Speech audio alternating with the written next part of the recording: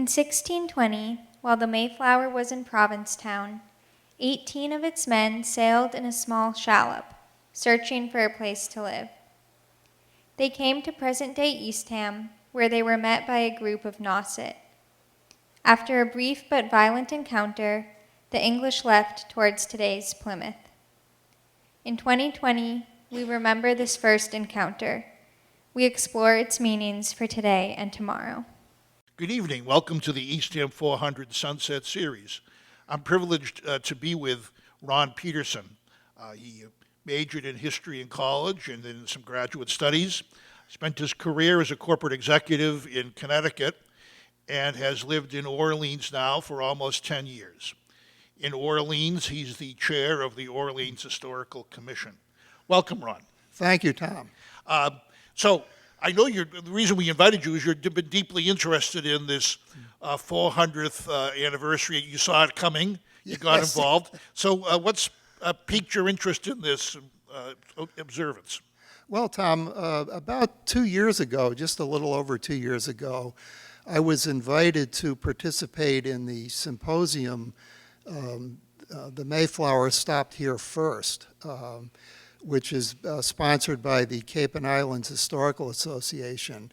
That symposium is dedicated to commemorating and remembering the role that Cape Cod played in the Plymouth 400 story.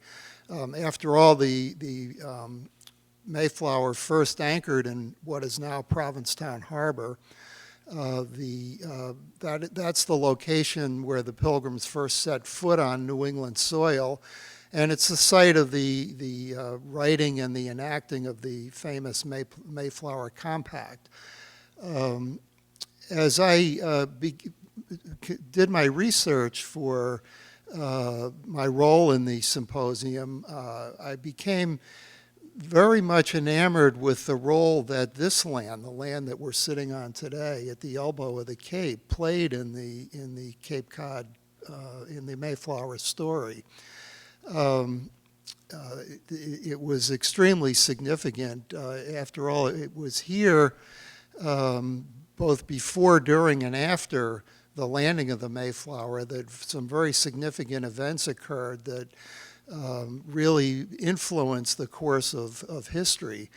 One is that there were, before the landing of the Mayflower, there were two explorers, Martin Pring and Samuel Champlain, that landed on our shores, right not too far from where we sit today.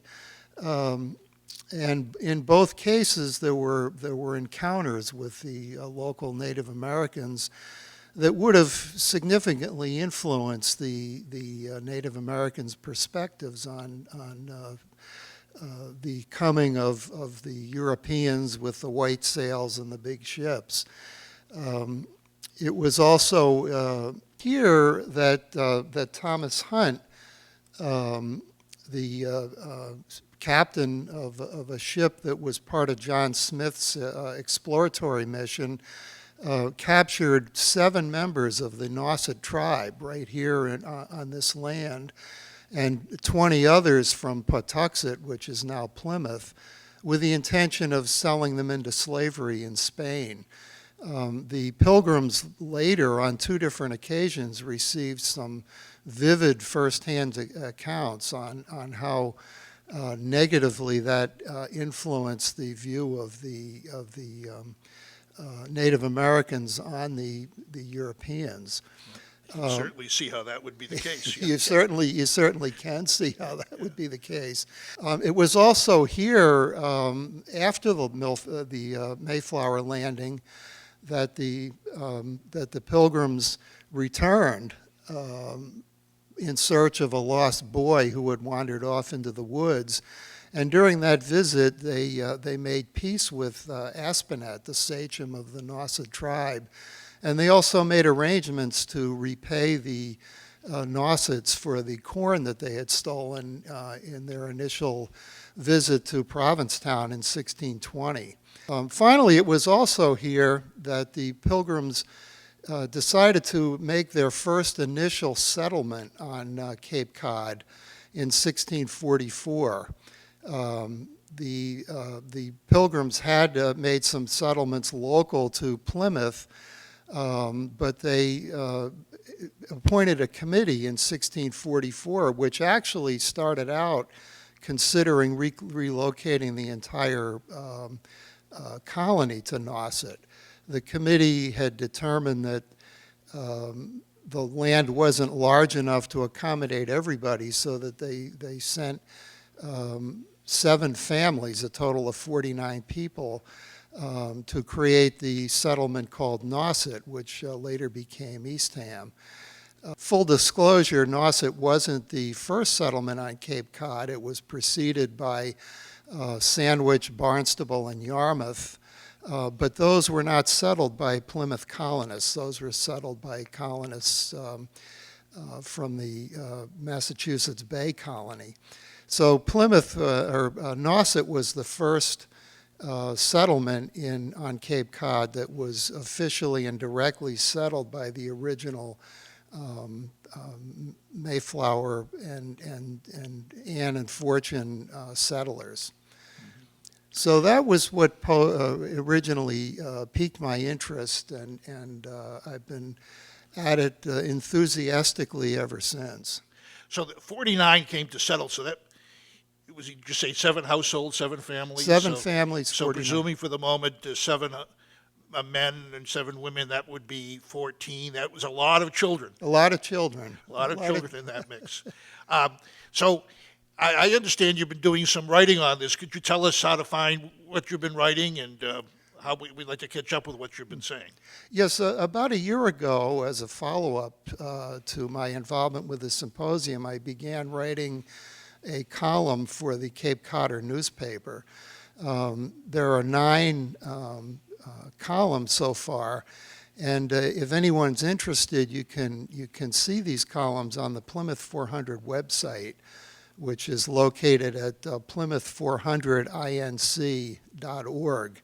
And if you scroll down to the educational resources portion of the website, you'll find those columns under the heading The Land They Called Nauset. How are you spelling Nauset in that context for these essays? I'm spelling it with the modern spelling, Nauset.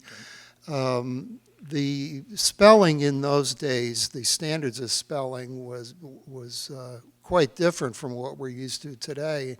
Looking through the documents, you can find the same words spelled different ways In the same document, as same well paragraph. as well as people's names. And I followed the practice that most historians have in using the modern spelling for that. Very well. Well, we thank you very much for being with us.